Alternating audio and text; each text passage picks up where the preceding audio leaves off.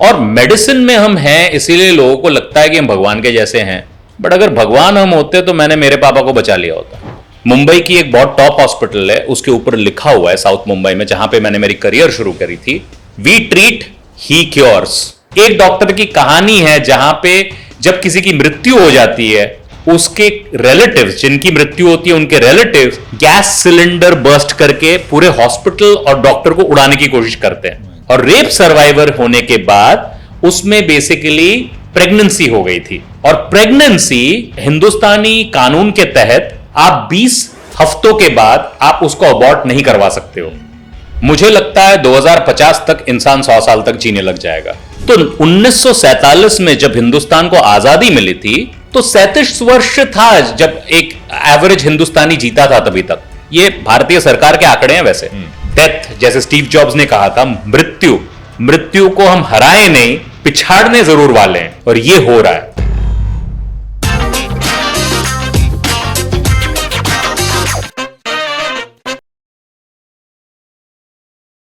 मेरे हाथ में जो किताब है, dear people with love and care your doctors, doctor Devraj Som और अपर्णा गोविल भास्कर जी की लिखी हुई। डॉक्टर देवराज सोम तो हमारे साथ में ही हैं।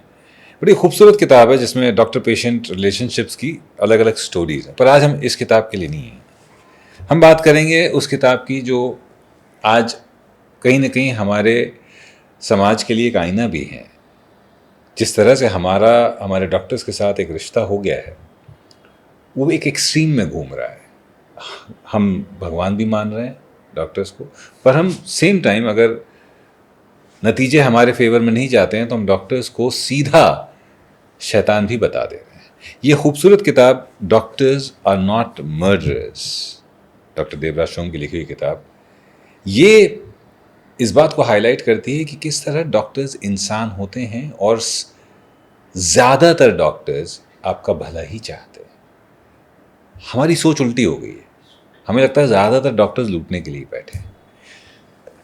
डॉक्टर साहब, मैंने जब शुरुआत पढ़ी किताब की तो मुझे ये जानकर आश्चर्य हुआ, और ये दर्शकों को भी सुनना चाहिए, कि हिंदुस्तान में तो तकरीबन 75% डॉक्टर्स हैं जिन्होंने कभी ना कभी किसी तरह का वायलेंस या किसी तरह का फिजिकल या वर्बल वायलेंस फेस किया है।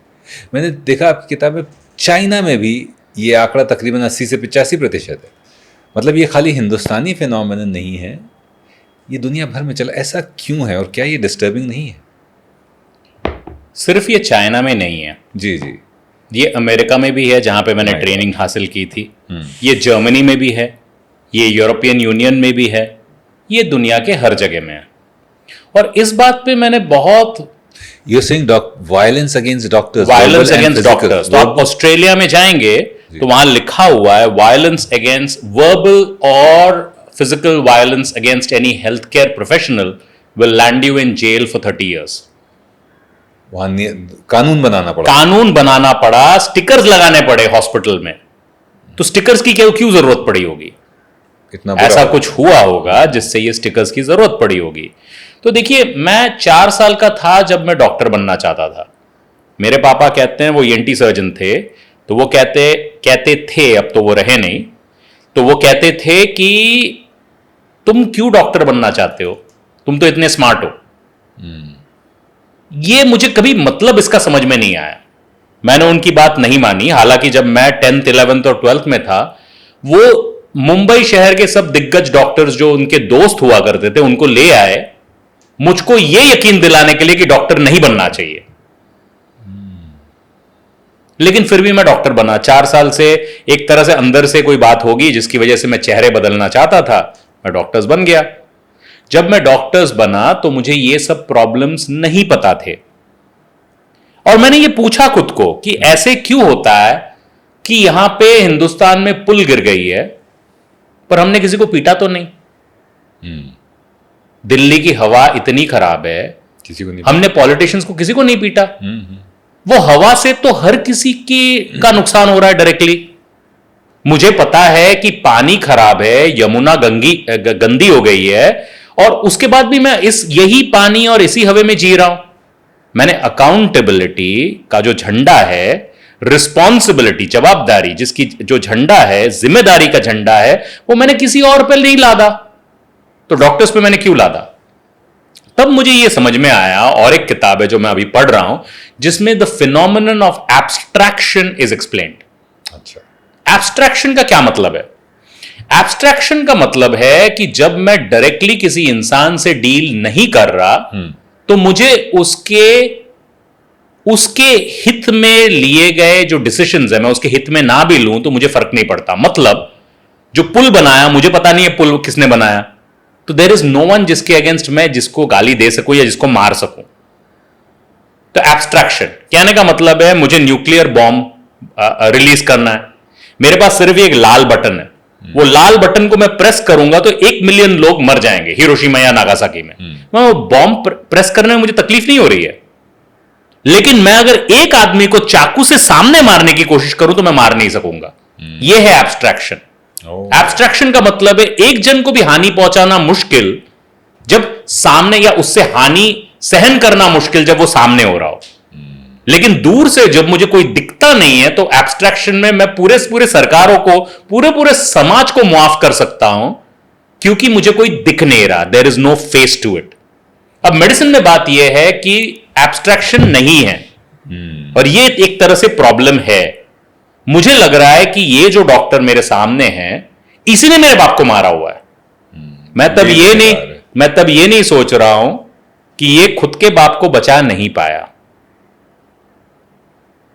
लेकिन मैं ये कह रहा हूं कि इसने मेरे बाप को मार दिया। मैंने ये बिल्कुल नहीं सोचा कि मेरे पिताजी, मतलब जो पेशेंट के पिताजी है, वो डायबिटिक थे, वो रोज जी कचौरी और जलेबी खाते थे, वो 20 किलो ओवरवेट थे, वो तंबाकू भी खाते थे और सिगरेट भी फूंकते थे, और हर शनिवार इतवार को वो अपने दोस्तों के साथ 3-3 पेग भी लगाया करते थे। बट इन सब ने मेरे पिताजी को नहीं मारा। डॉक्टर, मैं भगवान पे भरोसा करता हूं, मैं मानता हूं कि ऊपर वाले ने ही मुझे पैदा किया हुआ है, लेकिन जब मैं ठीक पैदा नहीं हुआ या मेरी कोई प्रॉब्लम्स के साथ मौत हो गई अकस्मात पैदा होने के पहले, मतलब अनबॉर्न चाइल्ड, तब डॉक्टर ने उसको सुला दिया। सो कहने का मतलब है जो भी अच्छा हो तब वो भगवान करे, क्योंकि भगवान है नहीं, एब्स्ट्रैक्ट है, मेरे सामने दिख नहीं रहे हैं। भगवान के रूप में जो है उसकी तो मैं धुलाई कर सकता हूं, पिटाई कर सकता हूं, ठुकाई कर सकता हूं, इसलिए मैंने डॉक्टर को बना दिया। वो तो एब्स्ट्रैक्शन नहीं है, पर्सनल है। कोई तो चाहिए मुझे, मेरा ग्रीफ जो मुझे पीड़ा है, दुख है, कोई तो चाहिए जिसका गर्दन मैं पकड़ूं, तो मैंने डॉक्टर का पकड़ लिया। क्या हम डॉक्टर्स को सुपर ह्यूमन समझते हैं? ये भी एक समस्या का कारण है। ये जो समस्या है वायलेंस की, इसका क्या एक कारण ये भी कि हम उनको सुपर ह्यूमन समझते हैं कि वो तो ठीक कर ही देंगे, और नहीं किया तो हम उनको मारेंगे। तो यही वाली सोच से मुझे आपत्ति है कि अगर बच जाए तो डॉक्टर भगवान का रूप, और ना बचे तो भगवान डॉक्टर शैतान का रूप। तो कहने का मतलब यह है, प्रलय आता है कभी कभी, इतने सारे साइक्लोन्स आते हैं, हमने मंदिर और मस्जिद तो तोड़ने शुरू नहीं किए, भगवान ने कुछ बचाया नहीं हमें। तब तो भगवान ने ही किया होगा। कुदरत और प्रकृति तो भगवान की है। भगवान ने तो मुझे तकलीफ दी है, तो मैंने तो मंदिर और मस्जिद तभी तोड़े नहीं, तो मैं हॉस्पिटल क्यों तोड़ रहा हूं अगर मैं ठीक नहीं हो रहा हूं तो। सो कहने का मतलब यही है कि सुपर ह्यूमन हम मानते हैं, बट सुपर ह्यूमन हम हमारी सेल्फिशनेस के लिए मानते हैं। सुपर ह्यूमन हम इसलिए मानते हैं ताकि मैं एक राज्य का मुख्यमंत्री होकर यह कह सकूं कि डॉक्टर्स को तो जी कमाने का हक ही नहीं है, डॉक्टर्स को देश को बचाने की सोचनी चाहिए, डॉक्टर्स को खुद को बचाने की नहीं सोचनी चाहिए, डॉक्टर्स को कमाना नहीं चाहिए, डॉक्टर को सेवा करनी चाहिए। अच्छा है, तालियों के लिए। बट आपने यह क्यों नहीं पूछा जब आपने मेडिकल कॉलेजेस सब पॉलिटिशियंस से शुरुआत करने की अनुमति दी? जब कैपिटेशन फीस पे सिर्फ आपने उन लोगों को पढ़ने दिया जिनके पास पैसे थे, काबिलियत को तो आपने साइड में रख दिया। आरक्षण के साथ या खिलाफ मैं नहीं हूं, और मुझे कोई हक भी नहीं है इस पे बात करने का, बट बेबाक होके अगर मैं कहूं, अगर आप चाहते हैं कि आपकी काबिलियत पे या फिर आपके अंकों पे निर्भर नहीं हो आपकी मेडिकल की सीट, और वो आपके पैसों पे या फिर आपके जाति पे निर्भर हो, तो आपको ये क्यों लगता है कि सबसे अच्छे डॉक्टर्स आपको मिलने चाहिए? सो इफेक्ट ये जरूर है कि अच्छे डॉक्टर्स नहीं बने, कॉज भी तो देखिए। आप जब डॉक्टर्स को कहते हैं कि आपको देश की सेवा करनी चाहिए, आपको उन पे जीएसटी लागू नहीं करना चाहिए। जीएसटी मतलब गुड्स एंड सर्विसेज टैक्स उस चीज पे लागू होती है जिसमें कुछ बेसिकली इंक्रीज होता है, मतलब वैल्यू। टमाटर से आपने टमाटर पाव भाजी बनाया तो जीएसटी आप उस पे लागू कर रहे हो, करेक्ट है। आप हेल्थ पे, बेरियाट्रिक सर्जरी पे पहले और कॉस्मेटिक सर्जरी पे जीएसटी क्यों लागू कर रहे हो? वो भी तो पेशेंट है। अगर एक कैंसर पेशेंट है जिसके बाल गिर जाते हैं, तो कैंसर ट्रीटमेंट पे जीएसटी लागू नहीं है, लेकिन बाल उगाने पे कैंसर उसके आप जीएसटी लागू कर रहे हो। मतलब वो 30 साल की है, वो खुद को आईने में देखे, और जब वो खुद को आईने में देखे तब उसको बेसिकली दिखे कि उसके सर पे बाल नहीं है, वो गंजी है, तो उसकी ट्रीटमेंट हुई है क्या पूरी तरह? तो आप जैसे नियम बनाओगे उसी चीज से तो जो उत्पादन करोगे। ऐसे तो हो नहीं सकता आपने गेहूं डाला हुआ है और उसके बाद निकला चावल। सो कॉज एंड इफेक्ट देखिए ना। तो कॉज एंड इफेक्ट सोसाइटी को देखना बहुत जरूरी है। कमर्शियल टैक्स पे करे डॉक्टर्स, कमर्शियल इलेक्ट्रिसिटी लाइट सब कुछ पे करे doctors, shop and establishment act में रजिस्टर करवाए डॉक्टर्स, जीएसटी पे करे डॉक्टर्स, कंज्यूमर कोर्ट में आप लेके जाओ डॉक्टर्स को। अब आप कहते हो डॉक्टर्स को कि आप टेस्ट मत करवाओ, आप ज्यादा टेस्ट करवाते हो। ज्यादा टेस्ट ना करवाऊं तो कंज्यूमर कोर्ट में लापरवाह मैं, ज्यादा टेस्ट करवाऊं तो फिर करप्ट भी मैं। तय कर लो ना, चाहते क्या हो मुझसे? मैं सर्विस करूं, प्रोफेशन करूं, मैं लोगों की सेवा करूं, क्या करूं? मैं तो कंफ्यूज रहता हूं हमेशा। सर आपने बात करी टेस्ट कराने की, तो एक्चुअली ये समझना चाहेंगे कि डॉक्टर्स जो टेस्ट कराते हैं, हम लोग ने ऑफ कैमरा बात करी थी, इतने टेस्ट का रीज़न क्या है? जैसे आपने बताया ना कि एक बुखार कोई ज़रूरी नहीं कि बुखार यूनिवर्सल 10 तरह का हो सकता है, तो इसलिए टेस्ट ज़रूरी है। लोगों की बड़ी शिकायत रहती है ना कि कहीं भी जाओ लोग 10 टेस्ट लिख देते हैं। आपको बुखार है जी, मैंने मेरी चड्डी अंदर पहन रखी है जी, सुपरमैन मैं हूं नहीं। राइट। आपको देख के तो मैं समझ नहीं सकता हूं कि आपको क्या बुखार है। अब ये बुखार वायरल भी हो सकता है, बैक्टीरियल भी हो सकता है, डेंगू भी हो सकता है। मैं आपको बोलूं कि नहीं जी वायरल है, आप ये टैबलेट ले लो, 3 दिन में तो बुखार चला जाएगा। डेंगू से मर गए तो आप, सपोज आप डेंगू से मर गए, फिर तो आपके ही घर वाले मेरे हॉस्पिटल को तोड़ देंगे और मुझे भी तोड़ देंगे। फिर वो कंज्यूमर कोर्ट में शिकायत करेंगे, फिर वो पुलिस के पास जाएंगे, फिर बैठ के लोग मुझे पूछेंगे आपने टेस्ट क्यों नहीं करवाया। तो क्यों ना करूं मैं टेस्ट?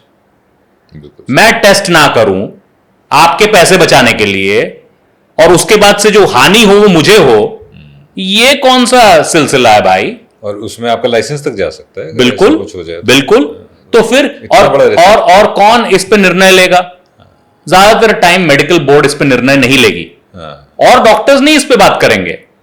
बात करेंगे जज। जज साहब तय करेंगे जी इनको डेंगू था कि नहीं। जज साहब को नमस्कार। फिर मुझे तो टेस्ट लिखने पड़ेंगे ना, क्योंकि मुझे तो जज साहब के लिए तैयारी करनी है। तो अगर मुझे जज साहब के सामने खड़े होना है और मुझे कटघरे में खड़े होकर ये करना है, तो मैं कटघरे के लिए टेस्ट रेडी करूं। ये प्रॉब्लम है, और ये प्रॉब्लम बढ़ रही है, और ये और बढ़ेगी। क्यों? क्योंकि डॉक्टर ट्रीटमेंट के लिए कर ही नहीं रहे हैं, डॉक्टर कर रहे हैं ताकि वो कंज्यूमर कोर्ट के लिए प्रिपरेशन कर रहे हैं। आज डॉक्यूमेंटेशन इतना इंपॉर्टेंट हो गया है, लोग कहते हैं कि तुमने किया, कोई बात नहीं, क्या तुमने फाइल में लिखा? अगर तुमने फाइल में नहीं लिखा तो मैं विश्वास नहीं करूंगा तुमने किया। मेरे जी 70 पेशेंट है, मैं लिखूं भी और करूं भी शायद पॉसिबल ना हो, बेटर है मैं लिख लेता हूं। True. ये वाली कहानी है। सेल्फ प्रिजर्वेशन भी तो आएगा ना कहीं। सो सेल्फ प्रिजर्वेशन आप देखो, डॉक्टर्स, ठीक है, मैं जब एमबीबीएस में घुसा मुझे 97% मिले थे पीसीबी में। अच्छा, राइट। मुंबई के ग्रांट मेडिकल कॉलेज में मैं घुसा। पूरे महाराष्ट्र में मैं मेरी रैंक थी 120, 120। 10 लाख लोगों ने 12th स्टैंडर्ड के एग्जाम्स दिए थे। मैं सीधा जाके ग्रांट मेडिकल कॉलेज में भर्ती हुआ, करेक्ट। उसके बाद में पीजी मैंने की, सुपर स्पेशलिटी फेलोशिप्स की, 13 साल की सर्जिकल ट्रेनिंग की। 13 साल की सर्जिकल ट्रेनिंग के बाद मैं एक्चुअली सीख रहा हूं मेडिको लीगल, क्योंकि मुझे खुद को कंज्यूमर कोर्ट से प्रोटेक्ट करना है। अब मजेदार बात आप देखो, एडवोकेट्स के लिए कंज्यूमर कोर्ट में आप कंप्लेन नहीं कर सकते हो, डॉक्टर्स के लिए कर सकते हो। सो ऑब्वियसली जिस तरह से लॉ प्रैक्टिस होती है उस तरह से मेडिसिन प्रैक्टिस नहीं हो रही है, क्योंकि एडवोकेट को यह नहीं सोचना पड़ रहा है कि मुझे कंज्यूमर कोर्ट में खड़ा होना पड़ेगा, मुझे यह सोचना पड़ रहा है कंज्यूमर कोर्ट में खड़ा होना पड़ेगा। मैं लॉयर नहीं हूं, लेकिन मैंने जितना पढ़ा हुआ है कंज्यूमर कोर्ट में generally it is traders who are called to consumer court. आपने मेरे प्रोफेशन को ट्रेड में कन्वर्ट कर दिया, फिर आप उठ के कह रहे हो कि आप पैसे कमा रहे हो, आप ट्रेडर, आप बनियागिरी कर रहे हो, आप बेचने की कोशिश कर रहे हो। भाई अगर मुझे आप बनिए की तरह या फिर ट्रेडर की तरह खड़े करोगे कटघरे में, मुझे भी तो खुद को बचाने के लिए कुछ ना कुछ तो करना पड़ेगा कि नहीं। ये वाली कहानी है। तो मैं डॉक्टर्स को बचाने की कोशिश नहीं कर रहा हूं, हम में भी बहुत सारे कपूत हैं, सुपूत कम ही हो गए हिंदुस्तान में तो कोई क्या करेगा, बट कपूत हर जगह हैं, सिर्फ मेडिकल कम्युनिटी में नहीं है। अगर if I was one of the best academically और आप मुझे ट्रस्ट नहीं कर रहे हो, तो वो सोसाइटी के बारे में क्या आपके लक्षण है। हम मंगल से तो आए नहीं है, पृथ्वी से ही आए हैं। तो अगर हर जगह करप्शन बढ़ी है, हर जगह हमें डाउट है, तो डॉक्टर्स अलग क्यों होने चाहिए? उसी समाज से तो आ रहे हैं सब। आपकी जो किताब है, does it also talk about emotional trauma that doctors go through? Emotional trauma immense है। हाँ, अगर आप देखो इंडियन मेडिकल एसोसिएशन के आंकड़े, डॉक्टर्स इन इंडिया, हिंदुस्तान के डॉक्टर्स जनरल पॉपुलेशन से 10 साल कम जीते हैं। अरे बाप रे, ये आंकड़े हैं। Average life expectancy of a doctor is 10 years less than the average Indian. अब आप सोचो, आपका बेटा अगर मेडिकल कॉलेज जा रहा है, उसको तो फॉर्म मिलनी चाहिए, I am signing up to die early, application form के साथ I am signing up to die early मिलना चाहिए। Because of the trauma, because of the problems, because मैं आपको एक कहानी बताऊं, एक कहानी मैं आपको बताऊंगा। 19 साल का बच्चा था, लड़का, गाड़ी चला रहा था बिना हेलमेट के, बिना किसी चीज के बाइक चला रहा है। 4 बजे सुबह डंपर में घुस जाता है, फेस पूरा रीअरेंज हो जाता है, काफी दिन कोमा में रहा। उसकी काफी सारी सर्जरीज मेरी कलीग्स ने की, रिविजन सर्जरी के लिए, क्योंकि चेहरा एक बार टूट जाए पूरी तरह तो हम रिकंस्ट्रक्ट नहीं कर सकते। वो मेरे पास आया, 3-4 सर्जरीज हो चुकी हैं, इंटेलिजेंट पेरेंट्स हैं, 19 साल का कॉलेज स्टूडेंट है, एजुकेटेड है, बहुत ही हाई प्रोफाइल फैमिली से। सर्जरी हम करने वाले हैं। सर्जरी के दिन सुबह हमारा, इवनिंग को हमारा प्रोटोकॉल होता है एक दिन पहले बताने का कि फास्टिंग रहना जरूरी है। जनरल एनेस्थीसिया में आप फास्टिंग नहीं रहोगे तो जान जा सकती है, ऑब्वियसली, क्योंकि आप बेहोश हो, आपने कुछ पिया होगा तो वो लंग्स में चला जाएगा, एस्पिरेशन न्यूमोनाइटिस हो सकता है। ये हर किसी को पता है, हर डॉक्टर बताता है। नील बाय माउथ रहना, नील बाय माउथ मतलब मुंह से कुछ नहीं लेना है, राइट? 8 घंटे पहले जनरल एनेस्थीसिया सर्जरी के, राइट? कुछ नहीं मतलब not even water, nothing, nil by mouth. Okay, और ये एक्सप्लेनेशन रिटन मैटर में दी जाती है। 3-4 सर्जरीज हो चुके हैं, इनको पता है। सुबह आते हैं, सिस्टर पहले पूछती है, साइन करवाती है, are you nil by mouth? कुछ भी नहीं लिया है मुंह से, यस टिक करता है। पेशेंट को ले जाया जाता है सर्जरी में।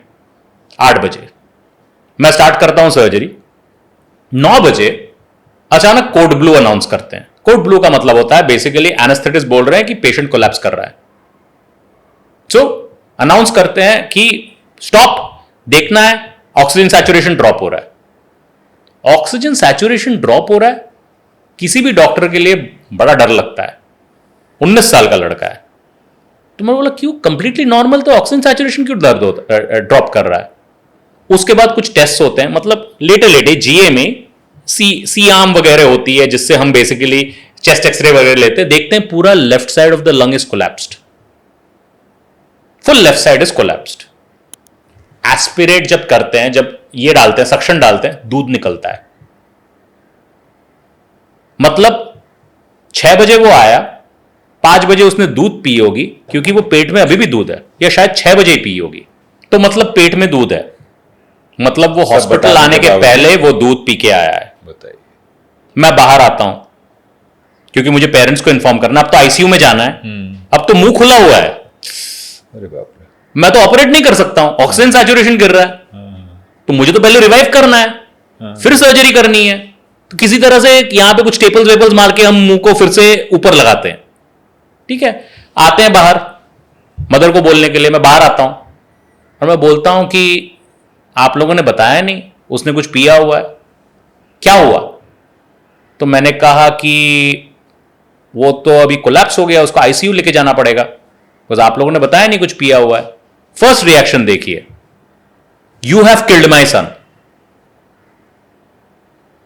तो मैंने देखा ऐसे और जोर से चिल्ला के, हॉस्पिटल में डर भी लगता है, बाउंसर्स नहीं होते हॉस्पिटल में, डर भी लगता है कि अभी पता नहीं कौन क्या तोड़ने वाला, कौन फोड़ने वाला, हॉस्पिटल को जलाने वाला, यही सब इस किताबों में लिखी हुई है। एक डॉक्टर की बात की जाती है जिसके खुद के हॉस्पिटल को गैस सिलेंडर से लोगों ने जलाने की कोशिश की, उसको उसमें रख के, तो डर लगता है भाई, हमको भी डर लगता है, हम भी इंसान हैं। तो ये जो चैप्टर्स हैं ये basically story, real life stories है, रियल लाइफ चैप्टर्स। तो यू हैव किल्ड माई सन।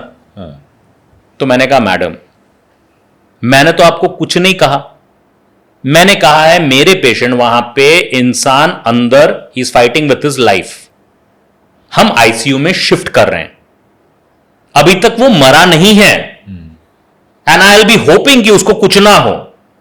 तो आप जो ये ब्लेम गेम है ना, ये बाद में खेलिए, मुझको अपना काम करने दीजिए पहले, और हम शिफ्ट करते हैं। 10 दिन वो लड़का रहा आईसीयू में, finally he became all right. But मुझे यह बताइए, आपकी कोई भी जिम्मेदारी नहीं है खुद के हेल्थ के प्रति? बिल्कुल जिम्मेदार नहीं है आप अपने बच्चे को 6 बजे हॉस्पिटल आने के पहले दूध पिला देते हो, जबकि आपको पता है कि उसकी जान जा सकती है, और रिस्पॉन्सिबल सिर्फ डॉक्टर्स हैं। आपका कुछ नहीं लगता था, वो सगा नहीं था आपका, आपने झूठ क्यों साइन किया उसके ऊपर कि बेसिकली आपने कुछ खिलाया नहीं है? यह है प्रॉब्लम। आप अपने शरीर में कचौरी डालो, आप अपने शरीर में बटाटा वड़ा डालो, आप जी मेडिसिन मत लो, जब जरूरत ना हो तो आपने वैद्य से ट्रीटमेंट करवा लिया, फिर जब कोई मर जाए तो डॉक्टर उसके लिए जरूरी और डॉक्टर उसके लिए जिम्मेदार। आप भी तो थोड़ी जिम्मेदारी ले लो।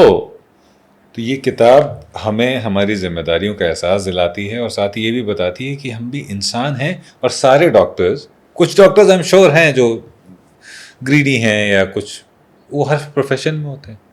That should not be generalised. देखो ग्रीडी, देखो लोग कहेंगे कि डॉक्टर्स बेसिकली बिल बढ़ाने के लिए रखते हैं। जैसे कि मैं यहां आया तो किसी ने मुझे कहा कि 1 हफ्ते से उनके किसी सगे संबंधी को हॉस्पिटल में रखा था, डेड बॉडी। आप मुझे एक चीज बताओ, मेडिकल मिरेकल्स होती हैं, हम आइनोट्रोपिक ड्रग्स दे रहे हैं, डोपामीन वगैरह दे रहे हैं ताकि हार्ट चलता रहे। आप सबके पेरेंट्स हैं, आप कहोगे कि अगर 1% भी चांस है आप बंद कर दो ड्रग्स और मेरे फादर को वेंटिलेटर से निकाल दो, मैं तो नहीं बोलूंगा जी, कोई नहीं बोलेगा, सही बात है। तो फिर मर जाने के बाद आप ये क्यों कह रहे हो कि इन्होंने रखा था पैसे कमाने के लिए? आप भी तो कंसेंट दो। आप जब आपको कैमरा खरीदना होता है आप इतनी रिसर्च करते हो, इतने आपने इस बारे में रिसर्च नहीं करी, इस पे भी तो आप रिसर्च कर लो। सेकंड चीज, होते हैं डॉक्टर्स जो हॉस्पिटल पे कहने पे ज्यादा दिन वेंटी पे रख रहे हैं, बट अगर एयरलाइन की प्राइसेस बढ़ रही हैं, प्लेन की टिकट्स बढ़ रही हैं, तो मैं क्या करूं? पायलट का खून कर दूं? पायलट तो प्लेन चला रहा है भाई, जो आपकी बिल हो रही है उसमें से 4% या 6% मिलता होगा डॉक्टर्स को, बाकी तो हॉस्पिटल के पास जा रहा है। एक स्टेज पे आप बोल रहे हो कि हेल्थ की व्यवस्था खराब हो रही है, फिर आप फॉरेन डायरेक्ट इन्वेस्टमेंट अलाउ कर रहे हो हेल्थ में, जिससे बाहर के हॉस्पिटल्स आके यहां पे कॉर्पोरेटाइज कर रहे हैं हेल्थ केयर को। वो आपको लगता नहीं उसके दुष्परिणाम होंगे? जीपी को खदेड़ खदेड़ के आपने हटा दिया, सबको स्पेशलिस्ट बना दिए। मिक्सोपैथी आप लेके आए, आपने कहा कि आयुर्वेद वालों को और होम्योपैथी वालों को ब्रिज कोर्स के साथ कोई भी मेडिसिन वो दे सकते हैं। जवाब आप लो, डिसीजंस आप लो, निर्णय आप लो, तो जवाबदारी और जिम्मेदारी भी तो सब लोग को लेना चाहिए ना। राइट। मैं तो बहुत छोटा हूं, आप मुझसे क्यों उम्मीद रख रहे हो कि मैं पूरे दुनिया को बदल सकता हूं? मैं तो केवल इतना कह रहा हूं कि जैसी करनी वैसी भरनी, वही वाली बात है। सो इसीलिए आप भी ये समझिए, अगर आप सोचिए, मैंने उस दिन मेरी बात हो रही थी, बहस छिड़ गई किसी के साथ, तो कहा कि नहीं आप डॉक्टर्स हैं, आपको विसल ब्लोअर्स होना चाहिए। हॉस्पिटल अगर कह रहा है कि बेफजूल की प्रोसीजर्स करो, you should bring them out in the open. तो मैंने कहा आप क्या करते हो? तो वो कहते हैं मैं सेल्स में हूं। तो मैंने कहा आपने कभी मिससेल नहीं किया हुआ है, आप क्यों करते हो मिससेल? आपको भी तो पता है आपका प्रोडक्ट जो है वो हर किसी में काम नहीं करेगा, आप फिर भी बेच रहे हो।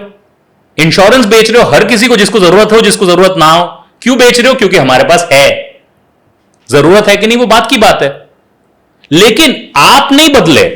लेकिन आपकी उम्मीद यह है कि 13 साल जिस डॉक्टर ने पढ़ाई की वो अकेला आएगा निहत्ता 13 साल पढ़ने के बाद और वो सिस्टम बदल देगा। वो तो गांधी जी का दूसरा रूप है, वो तो पूरा सिस्टम बदलने वाला है। सिस्टम के खिलाफ वो खड़ा हो जाएगा और बोलेगा वो ऑन्कोलॉजिस्ट है, घर पे प्रैक्टिस नहीं कर सकता है, उसको एक टर्शरी केयर हॉस्पिटल ही चाहिए। जैसे कि पायलट प्लेन ही चला सकता है, वो ट्रेन नहीं चला पाएगा। टर्शरी केयर हॉस्पिटल में ऑन्कोलॉजिस्ट की जरूरत इतनी है कि हर ऑन्कोलॉजिस्ट को शायद अच्छे टर्शरी केयर हॉस्पिटल में ना भी मिले। वो किस हैसियत से रोक के बोलेगा कि मैं ये नहीं करूंगा? The person who writes the cheque, आप उसको कुछ नहीं कह रहे हो। The person who receives the cheque, आप उसकी धुलाई कर रहे हो। प्रॉब्लम समझो, प्रॉब्लम समझोगे और सब प्रॉब्लम के बारे में सटीक और बेबाक बात करेंगे, तब जाके प्रॉब्लम सॉल्व होगी। और उस प्रॉब्लम के सॉल्यूशन का पहला स्टेप है ये किताब, जहां पर आप पढ़ेंगे, केसेस पढ़ेंगे, पर्सपेक्टिव्स पढ़ेंगे, और आपको समझ में आएगा कि डॉक्टर्स भी इंसान हैं। हर डॉक्टर नहीं, ज़्यादातर डॉक्टर अच्छे ही होते हैं। वो आपको लूटने के लिए नहीं, आपका इलाज करने के लिए बैठे हैं। डॉक्टर्स आर नॉट मर्डरर्स में 23 कहानियां हैं। ये सब ट्रू रियल लाइफ सच्ची घटनाओं पे आधारित कहानियां हैं। इसको अलग अलग डॉक्टर्स ने लिखा है, तो इस तरह की किताब को एंथोलॉजी कहा जाता है। एंथोलॉजी का मतलब होता है कि हर किसी ने एक एक चैप्टर लिखी हुई है, सब कुछ अगर अलग अलग पर्ल्स मोती हैं तो हम लोगों ने उसको स्ट्रिंग करके पर्ल नेकलेस बनाया हुआ है। ये वाली कहानी है। अब इसमें क्या क्या टाइप की कहानियां हैं? ऐसी कहानियां हैं जो सिर्फ डॉक्टर्स नहीं, पेशेंट्स को भी पढ़नी चाहिए। जैसे कि जॉन एडलर हैं, जो स्टैनफोर्ड के बहुत ही मशहूर न्यूरोसर्जन हैं, यूएस के, यूनाइटेड स्टेट्स के स्टैनफोर्ड, कैलिफोर्निया, पालो एल्टो के वो न्यूरोसर्जन है। अब ये बड़े इंटरेस्टिंग न्यूरोसर्जन है। ये वो न्यूरोसर्जन है जिसको फिजिक्स की भी जानकारी है। तो इन्होंने अपने लाइफ में साइबर नाइफ का आविष्कार किया। साइबर नाइफ का क्या मतलब है कि मस्तिष्क के अंदर कोई छोटी सी, पकड़ लीजिए 4 मिलीमीटर की ट्यूमर हो। साइबर नाइफ एक रेडियो वेव है जिससे आप उस ट्यूमर को ऐसे रे के साथ जला सकते हो। मतलब आपको सर खोलने की जरूरत नहीं, न्यूरो सर्जरी और क्रेनियोटोमी करने की आवश्यकता नहीं, आप डायरेक्टली सर के बाहर से आप वो ट्यूमर को जला सकते हो, वो भी प्रिसिजन के साथ, ताकि आसपास के जो मस्तिष्क और ब्रेन के सेल्स हो वो डैमेज ना हो, जिनमें कोलैटरल डैमेज ना हो। तो ये कहानी है उसमें। इसमें कहानी है बेसिकली मैंने लिखी हुई है, जो कि एक कहानी है एश्टन की, जो एशली बनना चाहती थी। 47 ईयर्स ओल्ड पुरुष, 47 साल के पुरुष जिसको महिला बनना है। और मैं सच में बताऊं तो ट्रांसजेंडर मुझे खुद ज्यादा समझ में भी नहीं आते थे, बट एश्टन ने मुझे सिखाया कि मैं अगर 47 में महिला बनने के लिए तैयार हूं, क्या ये मेरी खुद की चॉइस होनी चाहिए? जब शरीर मेरा, तो बाकी सबको क्यों आपत्ति है इस बारे में? तो मैंने एश्टन की फेस सर्जरी करी, जिससे बेसिकली हमने उसकी पूरी फेस को, पुरुष की जो फेस स्ट्रक्चर होती है उससे महिला की फेस स्ट्रक्चर की। जेनिटल सर्जरी भी हुई थी, पर वो कहीं और करवा के वो आए थे। तो एश्टन से मैं बहुत कुछ सीखा, एशली से बहुत कुछ सीखा, जिससे मैंने इसके बारे में लिखा हुआ है। तो इस तरह की कहानियां हैं। एक कहानी है डॉक्टर निखिल दातार की, जो गायनेकोलॉजिस्ट हैं, जो गवर्नमेंट ऑफ इंडिया के साथ भिड़ गए थे। उनकी एक पेशेंट थी, 10 साल की युवती, जो रेप सर्वाइवर थी। और रेप सर्वाइवर होने के बाद उसमें बेसिकली प्रेगनेंसी हो गई थी। और प्रेगनेंसी इन हिंदुस्तानी कानून के तहत आप 20 हफ्तों के बाद आप उसको अबॉर्ट नहीं करवा सकते हो। तो वो निखिल दातार जी ने मुझे बताया था कि उनके पेशेंट्स ये कहते थे कि ये एक ऐसा कानून है जहां पे मेरे शरीर पे मुझसे ज्यादा मेरे रेपिस्ट का हक है। तो इस चीज को लेके इन्होंने इंडियन कॉन्स्टिट्यूशन के विरुद्ध, गवर्नमेंट ऑफ इंडिया के विरुद्ध लॉ बदलने के लिए, कानून का परिवर्तन करने के लिए सुप्रीम कोर्ट में जंग छिड़ी, जो वो जीत गए। तो आज ये कानून है कि अगर 20 हफ्ते के बाद भी आपको अबॉर्शन करना पड़े तो अगर वो मेडिकली सेफ हो, वो पॉसिबिलिटी हमारी है। फिर इसमें ये सब तरह की स्टोरीज हैं जहां पे डॉक्टर्स को अटैक किया गया हो, डॉक्टर्स को पीटा गया हो।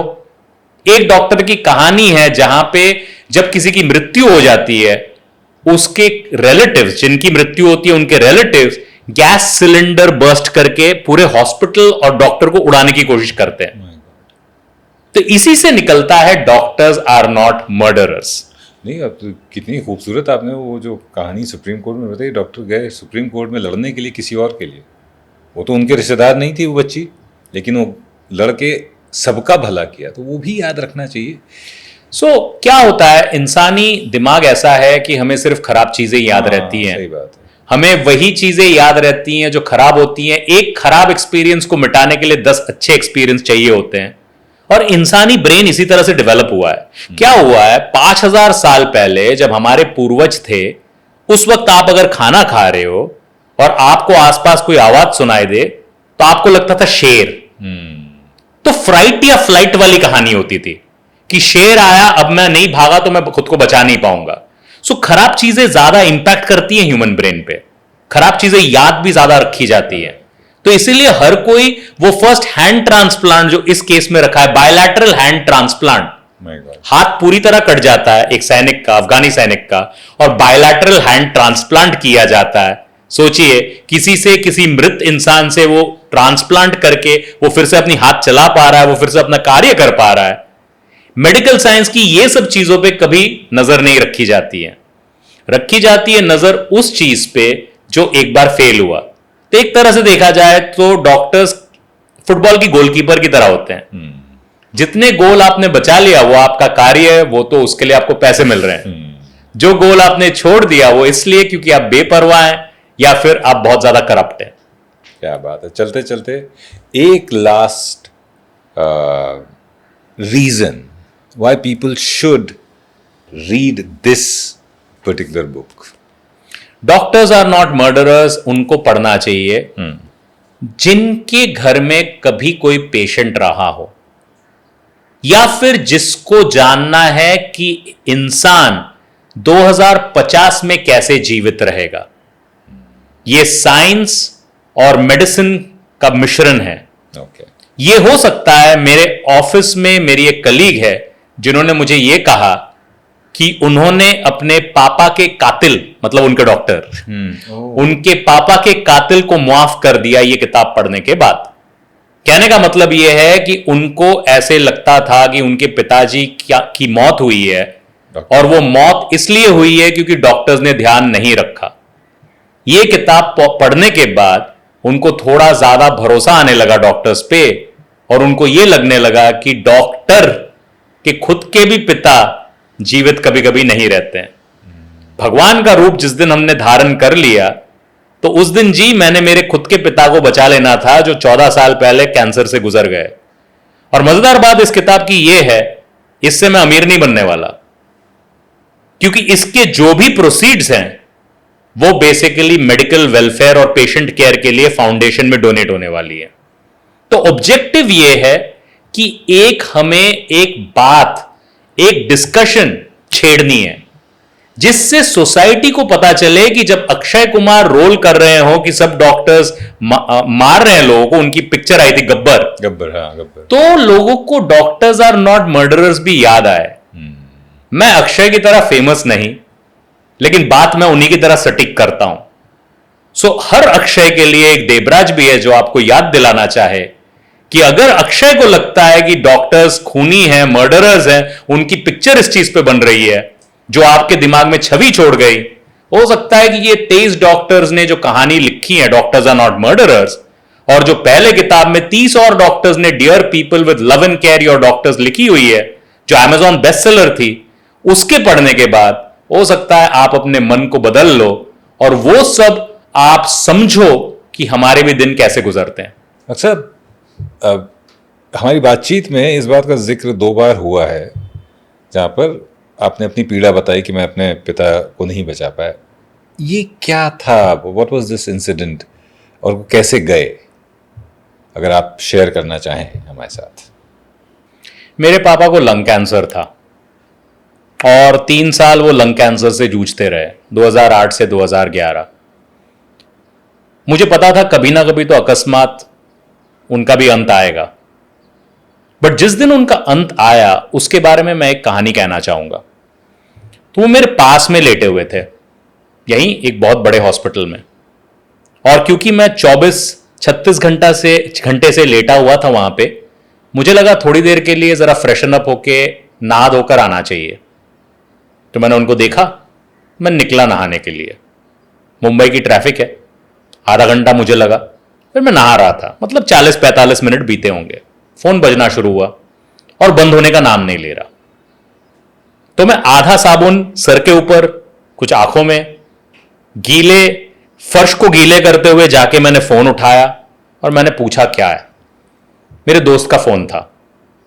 तो वो कहते हैं, देव अंकल नहीं रहे, वापस आ जाओ जल्दी।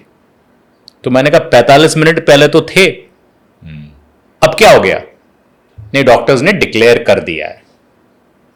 कहने का मतलब यह है, मैं डॉक्टर हूं, 13 साल मैंने सर्जिकल ट्रेनिंग ली, टाटा मेमोरियल हॉस्पिटल में खुद के करियर को स्टार्ट किया, कैंसर के विषय में शायद बहुत सारे दर्शकों से ज्यादा जानता हूं, पर मुझे भी 45 मिनट पहले नहीं पता था कि मेरे फादर को डेड डिक्लेयर किया जाएगा।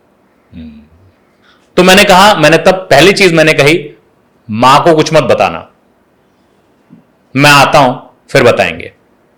आधे घंटे में वापस पहुंचा, मुझे देखते ही, बाल गीले थे, मुझे देखते ही उन्होंने कहा नहीं रहे ना। ये जो दर्द है, ये हर बेटा किसी ना किसी दिन उसे ये चोट पहुंचने वाली है। मैं तो ये कहता हूं कि जब तक आपके पापा की मृत्यु नहीं हुई आप बड़े ही नहीं हुए, क्योंकि जिस दिन वो सर से छत निकलेगा उसी दिन आप बड़े हो जाओगे। बट मुझे भी नहीं पता था कि उस वक्त मेरे पापा का छत मेरे सर के ऊपर से उस दिन चला जाएगा। तो कहने का मतलब है, मुझे पता है आपको लगता है कि डॉक्टर्स सर्वज्ञानी होते हैं और डॉक्टर्स को सब पता होता है, बट जो अपने बाप को नहीं बचा पाया, जो अपने बाप उसमें आधे घंटे बाद चले जाएंगे, वो प्रेडिक्ट नहीं कर सका, तो वो आपको क्या ही बचा लेगा। तो इसीलिए जाके राखे साइया, मार सके ना कोई, और जिसको ऊपर वाले ने नहीं रखा उसको डॉक्टर्स भी नहीं बचा पाएंगे। 1947 में वीवीएस जी, इंसान, हिंदुस्तानी इंसान जीता था 37 साल तक जी। ये सरकार के आंकड़े हैं। आज लगभग 2 गुना जीते हैं इंसान, 70-75 साल, 70-75 साल राइट, लाइफ एक्सपेक्टेंसी। फिर भी हम ये कहते हैं डॉक्टर्स कुछ नहीं कर रहे हैं। हवा की क्वालिटी पिछले 70 साल में ज्यादा खराब हुई है, पानी की क्वालिटी की दुर्दशा तो आप जानते ही हैं, खाना वैसे नहीं रहा, विटामिन सी आज 1/3 है ऑरेंज में जो संतरे में विटामिन सी होती थी, फिर भी आप डबल जी रहे हैं, फिर भी डॉक्टर्स कुछ नहीं कर रहे हैं, और डॉक्टर्स ने ही आपको मारा हुआ है। डॉक्टर साहब, बात करने के लिए, किताब लिखने के लिए और किताब की एक प्रति साइन करके मुझे देने के लिए बहुत बहुत धन्यवाद। ये दोनों ही किताबें मैं पढ़ूंगा, आप भी पढ़ें। ये पहली किताब है डॉक्टर साहब की, 2019 में लिखी थी आपने ये, और ये है डॉक्टर साहब की लेटेस्ट किताब, डॉक्टर्स आर नॉट मर्डरर्स। आपकी व्यथा के लिए डॉक्टर जिम्मेदार नहीं है। अगली बार जब कभी डॉक्टर पे गुस्सा आए तो ये सोच लीजिएगा, उन वाकयों के बारे में सोच लीजिएगा, उन इंस्टेंसेस के बारे में सोच लीजिएगा जब डॉक्टर की दी हुई दवाई ने आपको आराम पहुंचाया था। और ये वो इंसान कह रहा है जिसने 35 दिन इंटेंसिव क्रिटिकल केयर यूनिट में बिताए हैं और आज यहाँ पर है क्योंकि आप जैसे किसी डॉक्टर ने हमारी जान बचाई थी। वीवीएस जी, बहुत बहुत धन्यवाद, आपने मुझे यहां बुलाया। कोई डॉक्टर जी नहीं सकता पेशेंट के बिना, और पेशेंट कोई रह नहीं सकता डॉक्टर के बिना। डॉक्टर वो है जो आपको पैदा करता है, और अकस्मात आपकी मृत्यु हो तो डॉक्टर ही आपके साथ खड़ा होगा। डॉक्टर भी वही चीजों से जूझता है जिस चीजों से आप जूझते हैं। कई सारे देशों में ऐसा हुआ है, जैसे कि यूके और यूएस में डॉक्टर्स कॉम्प्लेक्स सर्जरीज करने से कतराने लगे हैं, क्योंकि उन्हें रिस्क लगने लगा है। कहीं यही बात हिंदुस्तान में ना होनी शुरू हो जाए कि भारतवर्ष में डॉक्टर्स किसी के कैंसर को ट्रीट करने से डरने लगे कि अगर गलती हो गई, और या फिर गलती नहीं, मैंने अपना बेस्ट किया लेकिन ऊपर वाले ने सहयोग नहीं दिया और नहीं बचा पाए, तो मुझे ही ना जला दे। तो इसीलिए हमें ये कोशिश करनी है कि हमें जो ये डायलॉग है, जो ये बातचीत शुरू हुई है डॉक्टर्स और पेशेंट के बीच में, जारी रखनी है, ताकि दोनों ही एक दूसरे के मसले को समझ सकें, जिससे समाज बेहतर हो सके और जिससे इंसान अच्छी तरह जी सके।